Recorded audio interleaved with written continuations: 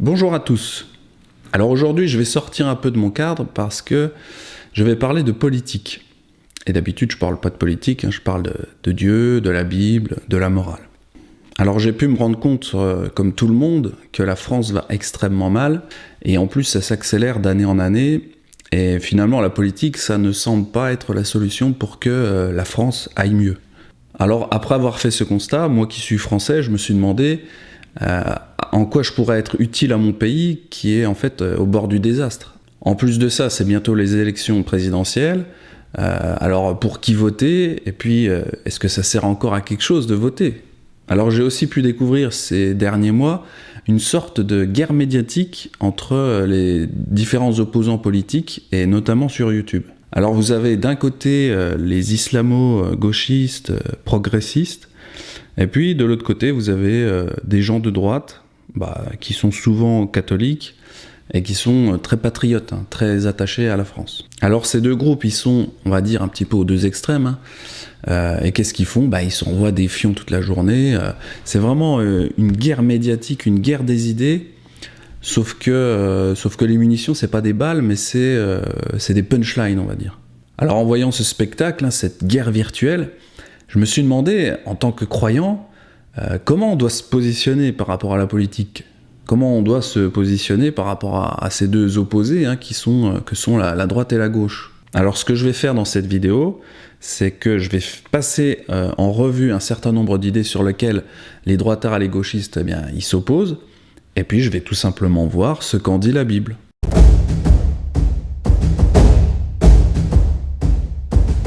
Alors concernant la famille, quand on est à droite, on est plutôt, on va dire, conservateur, donc on veut conserver la famille, c'est-à-dire un père, une mère, des enfants naturels.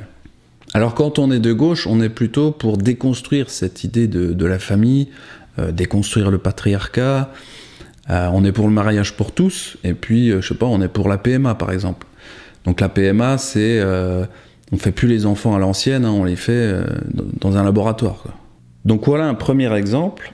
Et maintenant, qu'est-ce qu'en dit la Bible de la famille ? Alors déjà, la famille, on sait que ça découle d'un mariage entre un homme et une femme. On voit dans la Bible que Dieu aime le mariage, mais il déteste le divorce. C'est Jésus lui-même qui le dit dans l'évangile de Matthieu, dans Matthieu 19,5. C'est pourquoi l'homme quittera son père et sa mère et s'attachera à sa femme, et les deux deviendront une seule chair. Ainsi, ils ne sont plus deux, mais ils sont une seule chair, que l'homme donc ne sépare pas ce que Dieu a joint. Donc dans la Bible, le mariage c'est quelque chose de fondamental. D'ailleurs, pour ceux qui ont déjà ouvert une Bible, ça commence par le mariage d'Adam et Ève et des enfants qu'ils ont eus. Donc on voit que la famille, c'est au cœur vraiment des préoccupations de Dieu. Alors concernant le mariage pour tous, la Bible y est fortement opposée. Dans la Bible, on trouve un certain nombre de versets qui sont opposés à l'homosexualité. Du coup, mariage, c'est pas pour tous. Tu ne coucheras point avec un homme comme on couche avec une femme, c'est une abomination. Alors concernant le patriarcat, on voit que la Bible est en faveur de ça, puisque 99% des personnages bibliques sont des hommes. D'ailleurs, on les appelle les patriarches, Abraham, Isaac, Jacob. Donc sur ce point-là, la Bible est très patriarcale. On peut difficilement faire plus patriarcal que ça. On le voit également dans les évangiles, Jésus a choisi 12 apôtres. Il n'a pas choisi une seule femme. Donc voilà, la famille patriarcale, c'est ça qu'enseigne la Bible. Donc sur le point de la famille, on va dire que la Bible est plutôt à droite. Alors passons maintenant à d'autres exemples.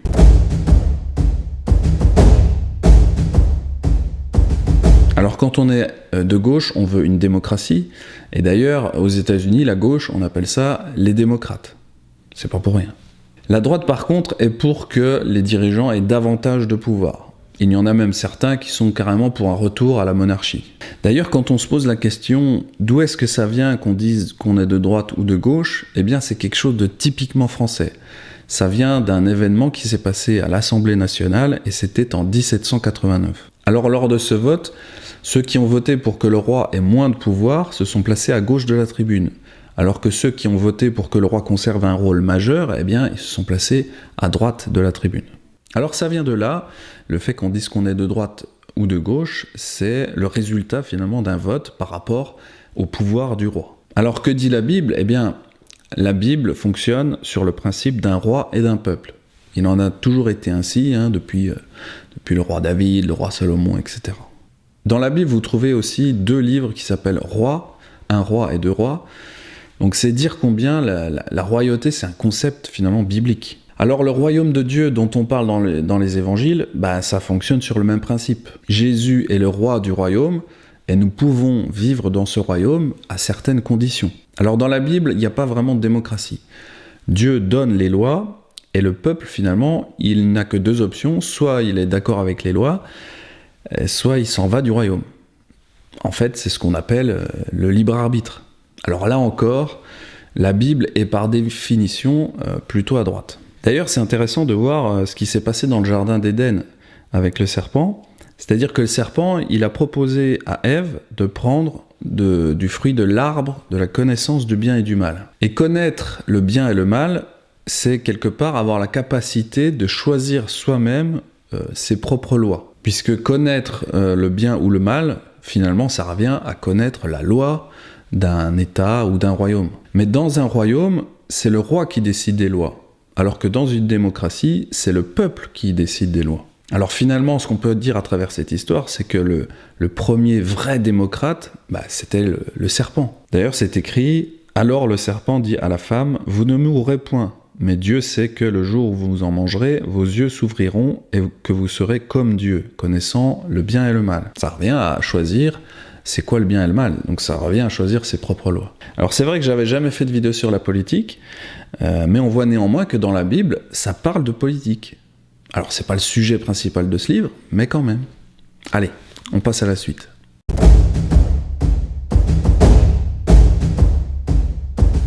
Alors quand on est à gauche, on est plutôt pour une immigration de masse, une immigration sans intégration des étrangers.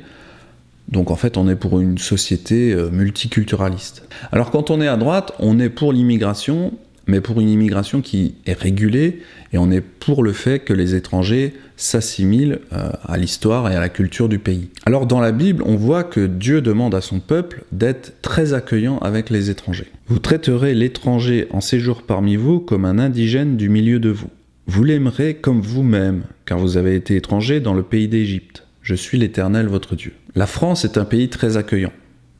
Et c'est un pays à l'image de ce que la Bible demande. Il y a toujours eu beaucoup d'étrangers qui ont pu venir s'installer en France. Alors dans la Bible, il y a un second point qui est que les étrangers doivent embrasser la doctrine du peuple de Dieu, ainsi que ses lois et sa culture. Un étranger qui viendrait s'installer et qui ne respecterait pas la moralité de la Bible ne pourrait pas rester dans le pays. Dans les Écritures, on voit un livre qui parle de l'intégration d'une étrangère au peuple de Dieu.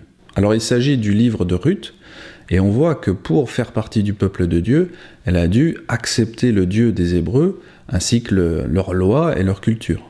Alors Ruth a fini par devenir israélite, mais elle a dû pour cela s'intégrer, et elle a fini par être assimilée. Je vais vous lire un extrait de Ruth. Naomi dit à Ruth, « Voici, ta belle-sœur est retournée vers son peuple et vers ses dieux.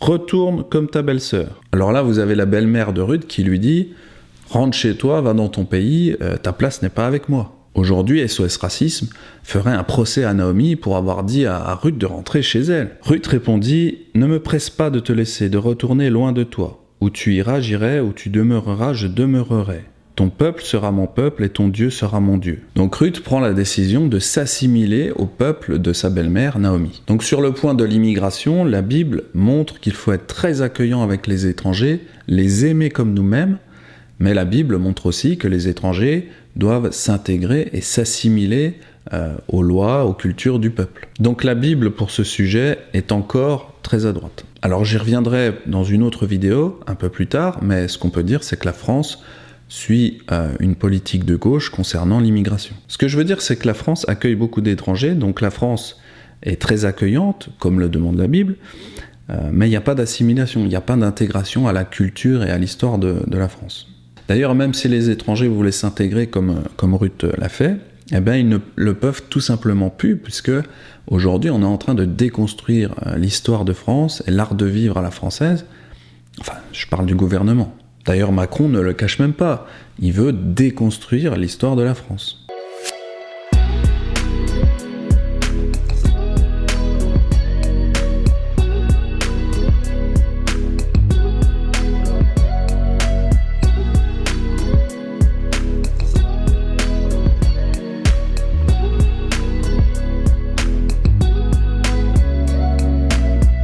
My conviction is that we have to address this issue by first, transparency and fair assessment. This is why I launched new platforms to fight against discrimination, racism, and so on.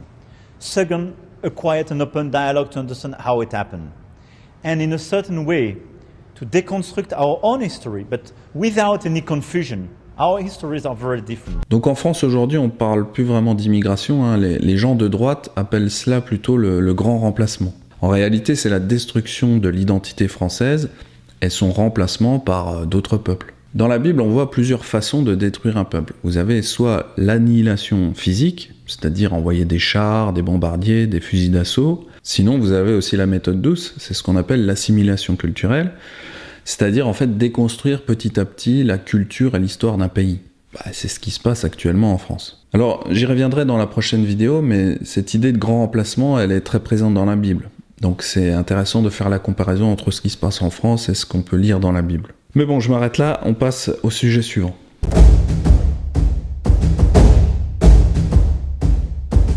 Alors quand on est de gauche, on est pour l'Europe, on est pour la mondialisation, on est, on va dire, pour déconstruire l'identité des nations. Alors quand on est de droite, on est plutôt contre l'Europe, on est pour conserver des frontières et on est pour conserver l'identité de son pays.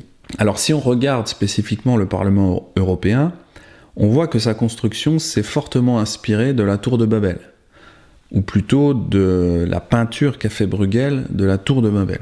Coïncidence? Je ne pense pas. Alors pour rappel, l'histoire de la Tour de Babel, c'est quand Dieu a demandé aux hommes de se répandre sur la terre. Alors évidemment, les hommes n'ont pas voulu, ils se sont rassemblés entre eux, ils avaient la même langue à l'époque, et puis ils ont construit une très grande tour. Alors Dieu a dispersé les peuples sur la terre, et pour ce faire, il a confondu leur langage. Donc ce que je veux dire, c'est qu'on peut voir que la volonté de Dieu, c'est de disperser les peuples sur la terre. Donc on voit que la construction de l'Europe, au travers du Parlement européen, est encore une vieille rébellion contre Dieu. D'ailleurs, regardez cette vieille affiche qui dit « L'Europe, plusieurs langues, une seule voix ». Donc on voit au fond que l'Europe, c'est la volonté de détruire ce que Dieu a établi. Et finalement, l'homme est en train de recommencer ce qui s'est passé à Babel, hein. On s'agglutine tous dans les villes, on perd petit à petit notre identité, on essaye tous de parler la même langue, l'anglais. Enfin bref, ce que je veux dire, c'est que la Bible, elle est pour la multiculture, pour la diversité des nations, mais pas comme l'enseigne la gauche, c'est-à-dire une multiculture sur un même territoire. La Bible montre une volonté de diversité, certes, mais séparée dans différents États avec des frontières. Donc voilà, pour conclure, les Écritures semblent totalement hostiles à l'Europe et, de façon plus globale, à la mondialisation.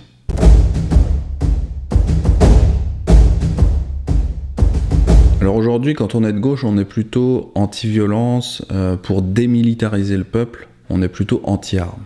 Alors quand on est à droite, on est plutôt pour les armes, pour la légitime défense, pour le port d'armes citoyen, mais aussi pour que la France garde sa puissance militaire. Alors dans la Bible, le peuple de Dieu a toujours été armé. Le peuple de Dieu a très souvent fait la guerre. Alors beaucoup de gens, quand ils lisent la Bible, ils comprennent pas parce que Dieu dit « tu ne tueras point ». Alors en fait, ce commandement, il est simplement mal traduit. On devrait plutôt traduire « tu n'assassineras point ». Ce que je veux dire, c'est que la Bible condamne le meurtre, mais la Bible est totalement en faveur de la légitime défense. D'ailleurs, on peut même voir dans les évangiles que même Jésus demandera à ses apôtres d'acheter des épées. Que celui qui n'a point d'épée vend son vêtement et achète une épée. Car je vous le dis, il faut que cette parole qui est écrite s'accomplisse en moi. Il a été mis au nombre des malfaiteurs, et ce qui me concerne est sur le point d'arriver. Ils dirent, Seigneur, voici 2 épées. Et il leur dit, cela suffit. Alors j'en déduis à travers ce passage que Jésus n'est pas opposé à l'idée de la légitime défense. Il n'est pas opposé au fait de posséder une arme. Mais encore une fois, il faut bien faire la nuance entre le meurtre et la légitime défense, qui sont 2 choses très différentes. Donc la Bible, elle est pour la légitime défense. Le fait de pouvoir se défendre et de posséder une arme devrait donc faire partie des droits fondamentaux, et ça devrait être dans la Constitution française. Aujourd'hui en France, si vous voulez posséder une arme, il faut une excuse. Soit vous pratiquez la chasse, soit vous pratiquez le tir sportif. Mais si vous voulez une arme simplement pour assurer votre légitime défense, ça marche pas. Avoir une arme simplement pour se défendre, c'est encore un tabou.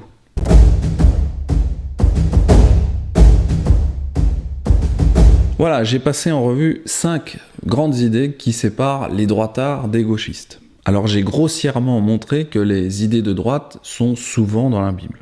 Je dis pas que les croyants doivent être de droite, mais je remarque que certaines idées que défend la droite sont bibliques. Donc je suis pas vraiment étonné de rencontrer des gens de droite qui sont souvent identifiés comme des chrétiens catholiques. Alors on le voit avec ces influenceurs de droite, ils veulent montrer qu'ils sont catholiques. C'est important pour eux. Alors ces influenceurs de droite, ils sont identifiés en tant que chrétiens catholiques, mais en réalité, ils le sont assez superficiellement. Alors ils sont pas vraiment pratiquants, hein.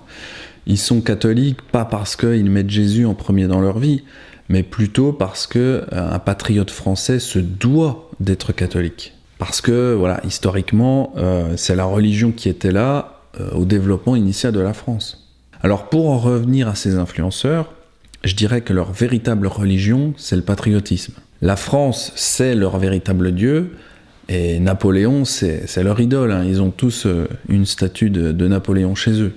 Donc investissez dans ça, je vous le conseille pour votre santé mentale. Un petit bisou. On voit que Jésus, ça passe bien après tout ça. Alors je me permets de les tacler un peu là-dessus, parce que finalement ces gens-là, ils montrent que pour que la France aille mieux, il faudrait mettre la France et le patriotisme au premier plan. Personnellement, je pense qu'au lieu de convertir les gens à la religion du patriotisme, ils devraient, à la place, convertir les Français au véritable christianisme biblique. D'ailleurs, c'est vraiment de ça que je voulais parler, c'est l'objet de ma prochaine vidéo. Dans la Bible, il y a des solutions pour qu'un pays aille mieux. La Bible, en effet, parle de politique au travers de règnes de différents rois. Et la Bible explique pourquoi certains rois ont mis le pays dans la prospérité et pourquoi certains rois ont ruiné le pays. Alors si vous voulez savoir ce que la Bible propose pour que la France aille mieux, j'ai fait une vidéo, je vous mets le lien ici. N'hésitez pas à vous abonner à ma chaîne YouTube pour avoir plus de vidéos. À la prochaine.